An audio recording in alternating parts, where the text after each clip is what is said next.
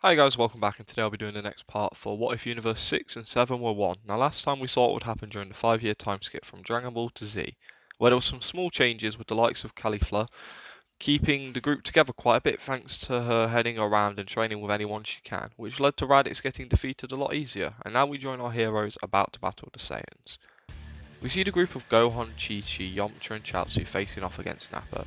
The Saiyan Brute is annoyed at the group he got, however he's looking forward to picking them apart, with him gunning straight towards the person he believes to be the strongest, this being Gohan. Since the boy is at least part Saiyan, he expects him to be somewhat strong. With him rushing at the boy, however, before he can make it, Chi-Chi steps out in front of the child, managing to block one of Nappa's attacks, but this in tow breaks the woman's arm, as she is then smashed into the ground with Chi-Chi letting out a cry of pain. However, she sees a chance and gets a hit in and lands a kick straight into Nappa's face, causing the Saiyan to stagger away from her a bit, and also spit out a tooth. Yamcha and Chaozu seeing an opening, they rush in trying to help Chi-Chi. They both manage to land some decent blows on the Saiyan, knocking him away even further. However, Nappa recollects himself and grabs Yamcha by the head, throwing him straight into the smaller fighter, Chaozu. Sending the pair flying away, Yamcha manages to grab hold of himself and throw out a spirit ball, trying to control Nappa from a distance. However, the Saiyan Brunt catches the attack with one hand and crushes it. Yamcha seeing this, he nervously chuckles as he gets ready to rush back at Nappa. However, the bold Saiyan is soon on Yamcha in an instant, with him kicking the bandit straight in the gut, winding him, which allows Nappa to grab the Z fighter by the head and the foot as he begins to start attempting to pull the fighter apart. Yamcha lets out a horrifying cry of pain, with his body clicking and cracking, with this triggering something in Gohan, who has helped his mother up at this point. Now hearing Yamcha's cry of pain, the boy lets out a scream. This grabs Nappa's attention, with the oldest Saiyan dropping Yamcha and kicking him in the head. This kills Yamcha then and there. With everyone seeing this, they're shocked. However, a cry of fear and rage also comes out of Gohan. With Gohan and Nappa locking eyes, Gohan charges up a Kamehameha, firing it straight towards Nappa. The Saiyan, not having his scouter on, goes to block the attack, however it soon engulfs Nappa, easily kills him, leaving his body just charred and burned. Gohan begins to calm down and realizes what he's done. Breaking into tears, he just sits there crying. However, with some comforting from his mother, it helps calm the boy. Chi-Chi also checks in on Chaozu, while also checking in on Yamcha. The pair mourn Yamcha's death before sharing a look and get ready to go help the others. Chi-Chi tells her son to go lay low or leave if he must. She's proud of him, and she doesn't expect him to fight anymore. They share a hug as Chi-Chi rushes off to help her husband and rival in the battle against the prince.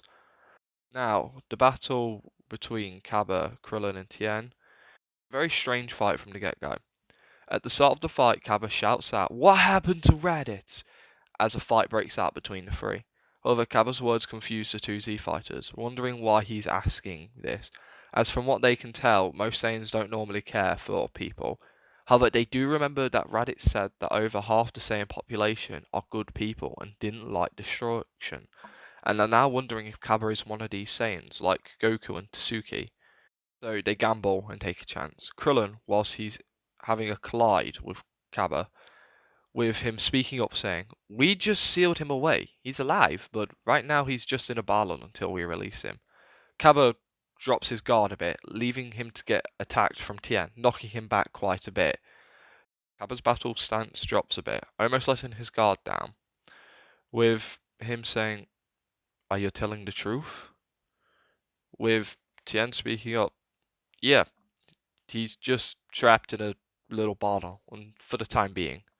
Cabba looks visibly happy as he reads their expression on the faces of these fighters to be genuine, as he lets out a sigh of relief, completely dropping his guard and almost tearing up, saying, "Thank you. He's my best friend. I'm glad to hear he's fine." With these two hearing this, it burns their ears a little bit, with them deciding to prod and pick it a little bit at Cabba while they have this chance, learning what Cabba and Raditz have been through from the hand of Vegeta, Nappa, and also learning small parts about Frieza. With the bold-headed fighters having gotten a good read on Cabba, they say, "You don't seem all that bad, and if we can avoid it, we won't fight you. In fact, you can have your friend back, and we'll release him for you. But right now we have to stop Vegeta and help our friends. You're welcome to stay on the sides if you want, or you can lay down pretending to be dead, or you could give us a hand. We don't mind. But if we release raditz, you have to promise not to come back to this planet, and not bother us.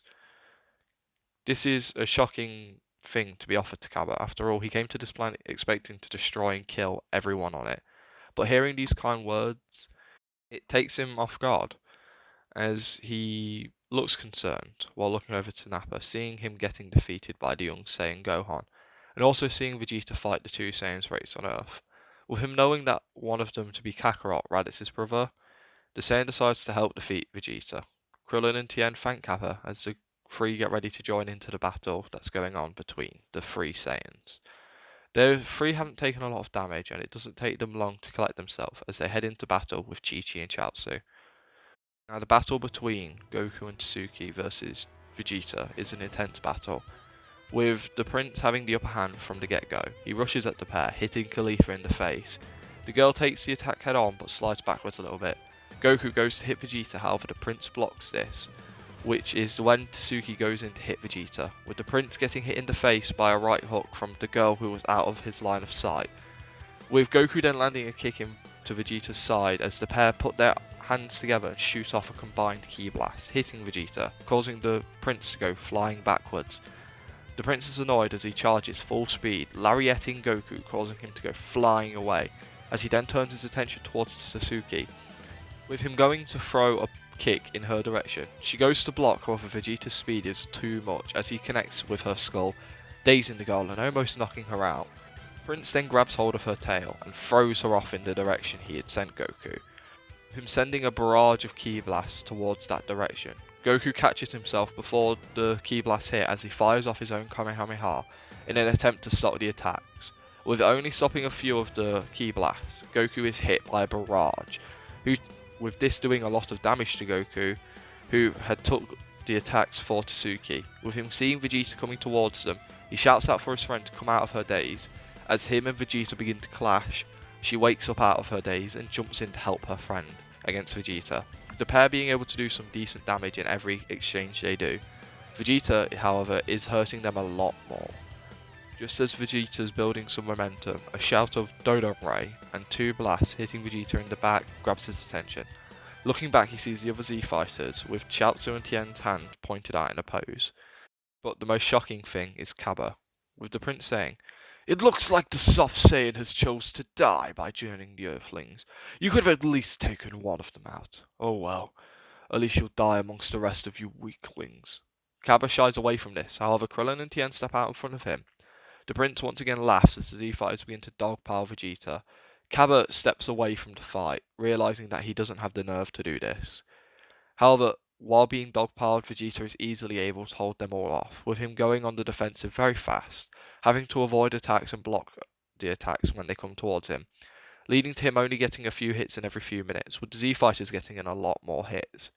With Cabba from the side amazed, having turned to watch from the side, which is when he notices the young Gohan hiding away, with him approaching the boy who still looks scared but didn't leave the battlefield. Cabba tries to comfort the boy, however Gohan keeps his distance but soon sees that Cabba is not bad and has good intentions.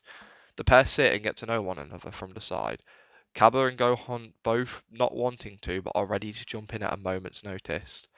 Gohan gets to learn a lot about Cabba, and the older Saiyan learns a bit about Gohan, which makes Cabba like the boy a bit more, learning that he is Raditz's nephew. Now, while this happens, Vegeta has started to lose more ground, as he decides to turn to his absolute last resort. Using a massive blast, he knocks all the Z-fighters away. He quickly turns towards the two bigger threats and sends them flying before rocketing up straight into the sky. He then begins to search for the moon, however is unable to find it, thanks to him not being here long enough. So he chooses to make a power ball, knowing that this will be enough. Vegeta then turns into a great ape and crushes down towards the ground. Everyone is shocked to see this, with everyone knowing how to stop it though, and explaining to Tsuki and Goku what to do to remove his tail. Goku, like normal, has the same realization but doesn't have time to think about it too much. Now, the group knowing that removing his tail will be no simple task, as Vegeta begins to fight. The Z-fighters have to come up with a plan quick. Krillin offers to use his Kienzon to cut the tail off Vegeta, while the others keep him distracted. Krillin slips off out of the group, with everyone agreeing. With Vegeta rushing towards them, Everyone turns towards Vegeta and shouts out solar flare. A massive glow of light blinds Vegeta, almost blinds everyone within a few mile radius. With this happening, they begin their plan. Everyone scatters away and begins to hide. Everyone is moving a bit slower though, they have been hurt quite a bit. Now, once Vegeta begins to get his vision back, he comes to see that everyone has disappeared. He shouts out for them to show themselves, which is when a blast hits him in the back of the head. Vegeta turns around to see nothing there. With him angry, he's about to fly off at full speed and crush whatever's over there. When a shout of surprise is heard, Vegeta turns around to see Goku, who has fired up a full power Kamehameha straight into his face. Point blank, this leaves a massive mark on Vegeta's head and actually causes quite a bit of pain. Goku then moves quickly to the side as a shout of Ki Koho is heard from two voices. Vegeta looks up to see Tien and caulifla flying in two different places in the air, as they have triangles shaped formed with their hands. As they begin to fire off multiple big blasts at the prince, with this managing to pin the prince to the ground very fast, as he sits there having to endure these hits for a while. Each hit does a lot of damage. Eventually, Vegeta does manage to move his head slightly as he aims it upwards. He fires off a massive ki blast from his mouth towards caulifla. However, Tien, seeing this, quickly moves towards his crush and pushes her out of the way, getting caught up in the blast himself, with this completely vaporizing Tien. Right there, caulifla, having seen this up close and personal, and having been saved by him, she lets out a scream of anger. She charges up the biggest blast she ever has in her life. The air around them begins to glow an intense colour, as all her energy goes into her hands, as she fires off a super ki Koho towards Vegeta. For a few seconds the girl even turns golden, before collapsing completely from ki exhaustion, with the blast hitting Vegeta, pinning him straight into the ground and burying him quite far into it, doing a lot of damage. With Chi-Chi rushing over to check on Tsuki, she sees that she's alive and starts moving her away from the battle, with the prince pulling himself out of the hole, still in his great ape state. His fur is singeing from the blast, and his armor is ruined. But the other warriors are pissed. After all, Vegeta just killed a close friend, as they start to rush him, all managing to get good hits in, with a surprise fighter joining in the battle being Cabba, who wants to avenge someone who offered to help him. The same being pretty unharmed, he's able to get some good hits in, so it leads to him keeping Vegeta relatively distracted even in his great ape state. Now over with Chi-Chi, she's dropped Tsuki away from the battle before charging back in. She goes in to sweep Vegeta out from under his legs using his tail. Doesn't trip him up, but now she has a firm grasp on his tail, as Krillin lets out a shout for everyone to move as Chi-Chi pulls Vegeta's tail as far as she can, and a destructo disc cuts straight through it. As Vegeta begins to shrink, he lets out a scream of pain and turns towards Chi-Chi. He's annoyed and pissed off at her, and in one fell swoop stomps down his giant foot into her. This hits Chi-Chi and completely crushes her, killing her there. Goku and Gohan, both sensing this, let out a monstrous scream. Goku, as Vegeta is turning back to his humanoid state, lets out a flurry of blows. Vegeta, whose power is still shrinking while Goku's begins to rise, gets hit hard and a lot. As for Gohan, he begins to fly straight towards Vegeta, and as Goku lands his final blow, sending Vegeta flying away, a rocketing Gohan cuts cleanly through Vegeta, leaving a massive hole where the prince's chest used to be, causing the prince to slowly die. While Gohan calms down, both Goku and Gohan hug, crying the whole time. The Z Fighters won but lost all at the same time. With everyone out of energy, they collapse. With Cabba being able to stand, he helps the group up, however they don't fully trust him. The group are soon taken to Wukong Hospital, where everyone is treated. Goku and Suki are in the worst shape, but they are slightly better off than Goku from canon, whereas Gohan, Krillin, Cabba and Chaozu are all a bit banged up, and are about as bad as canon Gohan and Krillin. Now in this timeline, the Dragon Balls are still active, but a second problem appears. Tien's body being completely destroyed, and originally, in the original timeline, you had to keep the body intact. I know this was slightly forgotten, but we're using it here. So they would have to use their one wish to bring Tien's body back. However, this means they would have to wait 2 years. But Cabba soon learns a lot about these Dragon Balls. Meeting Kami, in fact, realizing that Kami is a Namekian, he soon puts together that the Dragon Balls come with the Namekians, and explains that there is a planet full of Namekians where there might be more Dragon Balls. With everyone hearing this, they warm up to the idea. and also helps Cabba earn his slot in this group a little bit better.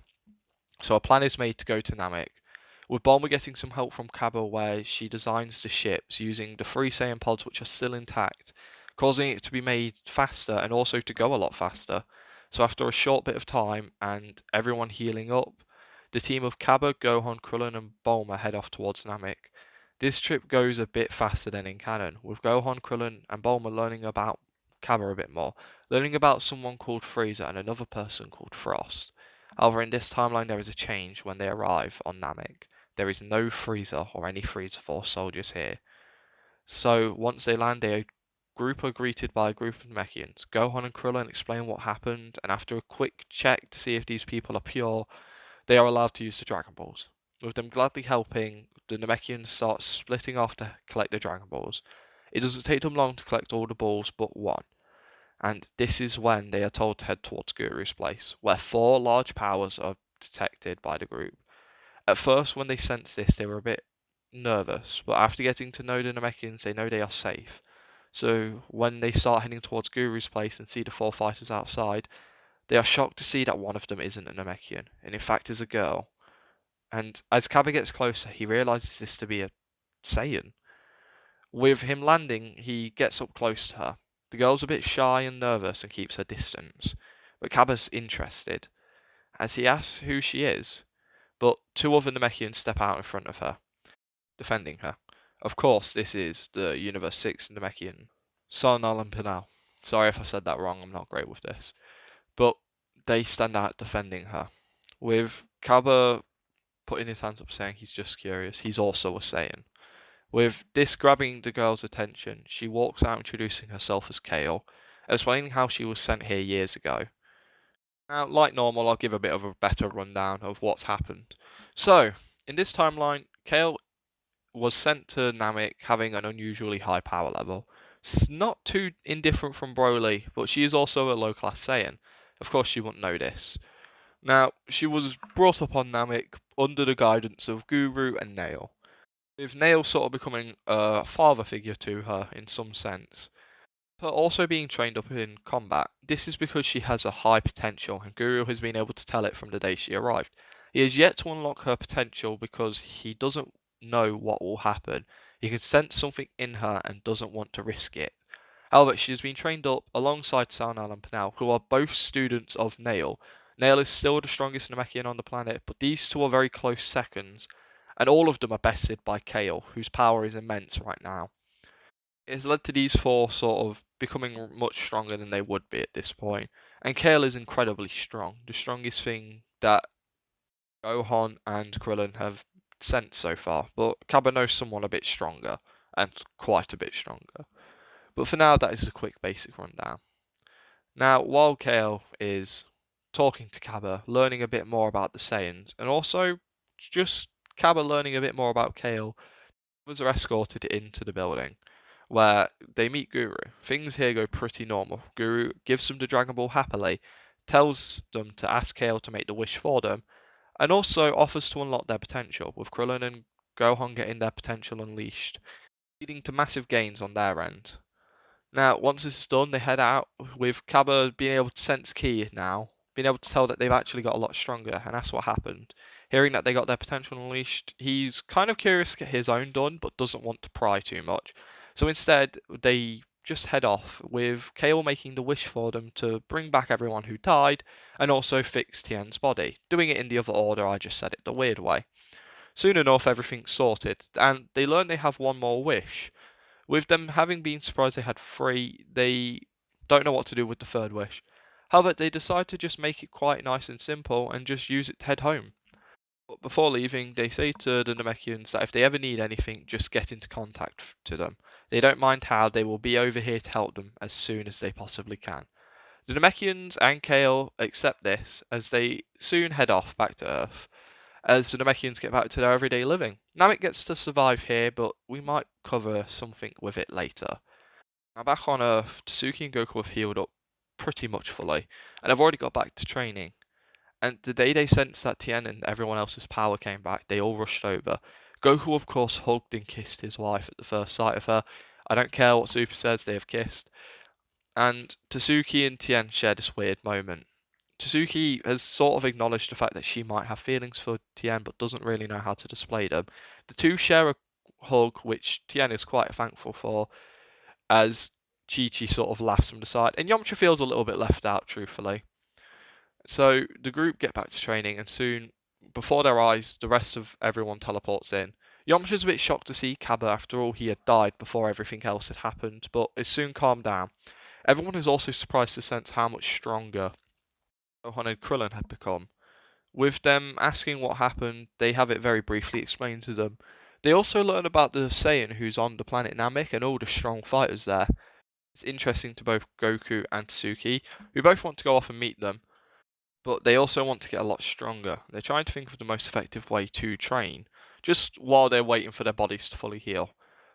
Which is when Cabba brings up the idea of a gravity room. You see, the Saiyans on their home planet had a 10 times higher gravity than Earth, so if they wanted to grow stronger, just train in harsher gravity. Hearing this, Bulma's interested to see if she can do something like this. Soon starts working on it. Now, Cabba has got something to ask the group, and he brings it up to them in a conversation not long after he comes back to Earth. He explains how before he can ever leave Earth and be free, there's a threat out in the universe that he needs their help to deal with. Someone that goes by the name of Frieza and his cousin Frost. But this is where I'm leaving this part. I've covered quite a bit and I know not much happened, but I'm quite happy with what went down. There's a clear relationship budding between Tsuki and Tien, which will probably come into lights fully in the next part. As for Goku and the others, they're going to start slowly increasing in power, and Cabba's going to start integrating into this Earth group. I know I didn't cover a lot with Kale and the Namekians, but they will play a part much later on. I just need to wait for it. And unfortunately, I just couldn't get it to work for now.